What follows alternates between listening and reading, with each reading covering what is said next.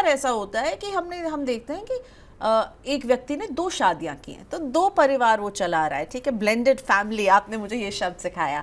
तो ऐसे में आपके पहले जीवन साथी से बच्चे होंगे, शायद जीवन साथी ना रहे हों आपके, अब आप दूसरे जीवन साथी से भी बच्चे हैं, वहां पर तो ये और भी मुश्किल पड़ जाती है। वहां पर ये इतना मुश्किल नहीं है कि वो दोनों ही आपके बच्चे, पर सपोज आपके स्टेप चिल्ड्रन हैं, आपने जिनसे शादी करी उनके प्रीवियस मैरिज में बच्चे, अब ये बहुत मुश्किल काम है।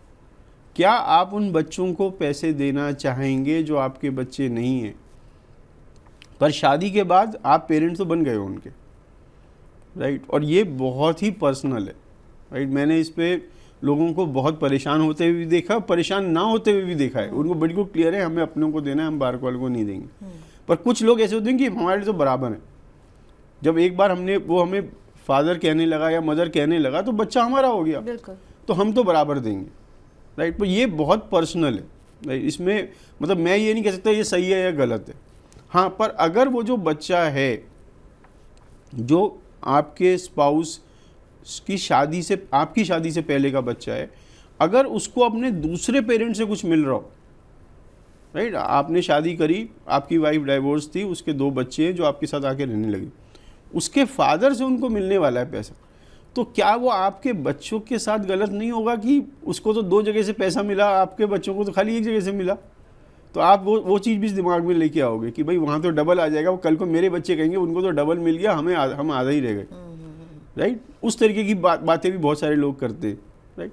अगर हाँ आपके, अच्छा इसमें एक सिचुएशन हो सकती है कि आपके शादी से पहले 2 बच्चे हैं, आपने शादी करी एक ऐसी लेडी से करी या हस्बैंड की जिनके बच्चे नहीं और आपके भी बच्चे नहीं हुए। अब डेथ के बाद आप अपने बच्चों और अपनी वाइफ में कैसे प्रॉपर्टी को डिवाइड करोगे, राइट? क्योंकि जो वाइफ को दोगे अपनी, तो वाइफ के बाद कहाँ जाएगा, ये एक इशू है ना। अगर आप उसको प्रॉपरली नहीं दोगे तो वाइफ के बाद वाइफ अपने रिलेटिव्स को दे देगी, आपके बच्चों को देने के चांसेस बहुत कम है, मतलब मैंने देखा है देते हुए, पर बहुत कम चांसेस। तो इस तरीके की जो क्वेश्चंस हैं आपको ज़रूर सोचने चाहिए कि मैं क्या चाहता हूँ, राइट? और क्या करने से मुझे मन की शांति मिली, वो बहुत इंपॉर्टेंट है, आपका पीस ऑफ माइंड की। सबसे हाँ, बड़ी बात तो यही है, मन की शांति। हाँ, कि आपको लगे मैंने ठीक किया यार, कोई कैसे भी समझे, मैं आई एम पीसफुल, मैंने अच्छा किया। ऐसे केस में आपने कहा फेयर दिखना भी जरूरी होता है, तो फेयर होना और फेयर दिखना, इन दोनों में अगर मैं कहूँ क्या ज्यादा जरूरी है? मैं कहूँगा आपका पीस ऑफ माइंड। और इसमें ना हर एक व्यक्ति डिफरेंट होता है। कुछ लोगों को फ़र्क नहीं पड़ता, तुम बुरा सोचो, आई डोंट केयर। और कुछ लोगों को बड़ा फ़र्क पड़ता है कि लोग मेरे बारे में क्या सोचेंगे, बच्चे मेरे बारे में क्या सोचेंगे, तो उनको तो फेयर दिखना बड़ा इंपॉर्टेंट है। और वो फेयर दिखने की वजह से गलतियाँ कर देते, राइट? अब जैसे मैंने आपको कहा अनइक्वल इनहेरिटेंस दे रहे हो आप, कि एक बच्चे की आप मदद नहीं कर पाए, दूसरे की मदद कर पाए। मेरे पे ऐसे भी केस आए कि जिस बच्चे की वो ज़्यादा पैसे देना चाहते हैं, वो बच्चा मेरे पास आया कि सर पापा को कहो बराबर बराबर कर दे। मैं कहता हूँ क्यों, तुम्हें तो ज़्यादा मिल रहा है। मैं नहीं चाहता इस पैसे की वजह से मेरी बहन से रिलेशन ख़राब हो जाए।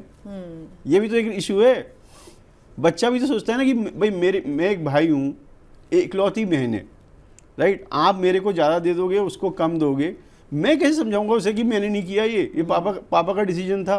तो ये हर फैमिली के अपने डिसीजन होंगे, हर फैमिली के अपने डायनेमिक्स होंगे, बिल्कुल उस हिसाब से ये तय होगा। बिल्कुल, ये कोई सेट रूल नहीं है, बिल्कुल रूल नहीं। तो इसके सामने लगता है कि कानून ज्यादा सीधा है रादर देन ये फैमिली डायनेमिक्स ज्यादा टेढ़े मेढ़े, बहुत टेढ़े मेढ़े। अब ग्रैंड चिल्ड्रन भी होते हैं, उनको भी आप कुछ देना चाहते हैं, और ग्रैंड चिल्ड्रन बड़े हो गए हैं, समझदार हो गए हैं, अब कुछ अपने पैरों पे खड़े हो गए, उनको भी इन्वॉल्व करना चाहिए, या फिर आपको सिर्फ अपने इमीडिएट जो आपके जो है बच्चे उन तक ही इसको सीमित रखना चाहिए? इस तरीके के केसेस बहुत आते हैं, बहुत सारे। वो कहते हैं ना, मेरी ग्रैंडमदर कहती थी मूल से ज़्यादा ब्याज प्यारा होता है ना? I really like my children but I really love my grand children, right? ये ह्यूमन नेचर है। अब आपने एक विल बनाई जिसमें आपने अपनी आधी संपत्ति अपने पोता पोतियों को दे दी। जो संपत्ति आप अपने पोता पोतियों को दे रहे हो, राइट, ग्रैंड चिल्ड्रन को दे रहे हो, किसको नहीं दे रहे? अपने बेटे बेटियों को, राइट? और मैंने ये देखा है, वो बेटे बेटियां लड़ते हैं फादर से कि हमारे बच्चों को क्यों दे रहे हो, हमें क्यों नहीं दे रहे। तो वो कहता है भाई ये तुम्हारी तो बच्चे हैं जिनको दे रहे हैं। कहते वो हमारे बच्चे हैं, हम तो तुम्हारे हैं, आप हमारा ध्यान रखो, हम उनका रखेंगे। और ग्रैंड पेरेंट्स क्या कहते हैं, अगर मैंने उनका ध्यान नहीं रखा, इनके बस की नहीं है। वो उनकी सोच है। आप समझ ना, it's actually your child versus grand child. और ये मैंने सिंगल चाइल्ड में भी देखा है, मतलब ऐसा नहीं है मल्टीपल चिल्ड्रन में देखा है, सिंगल चाइल्ड में भी होता है ये। तो सोल्यूशन क्या है?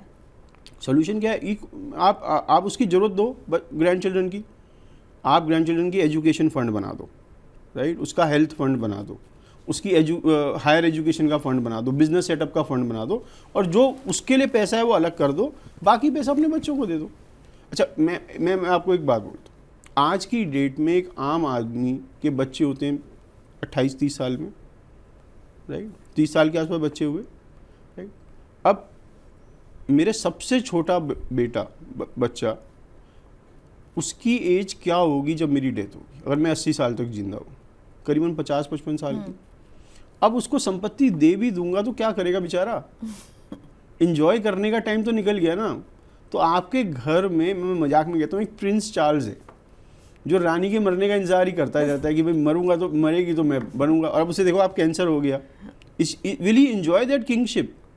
Eight the age he got it, no, खुद ही वो बीमार रहते और ये हमारे घर में पल रहे हैं प्रिंस चार्ल्स, जो आपकी संपत्ति को एंजॉय ही नहीं कर पाएंगे क्योंकि you are too late in giving, and if you give too early, आपकी फाइनेंशियल सिक्योरिटी खराब होती है। फिर बैलेंस कैसे आएगा? बैलेंस ये आता है अगर आपको कुछ चीज़ एक्स्ट्रा लगती है कि ये मुझे कभी ज़रूरत नहीं पड़ेगी, it's better to give it to them for a purpose.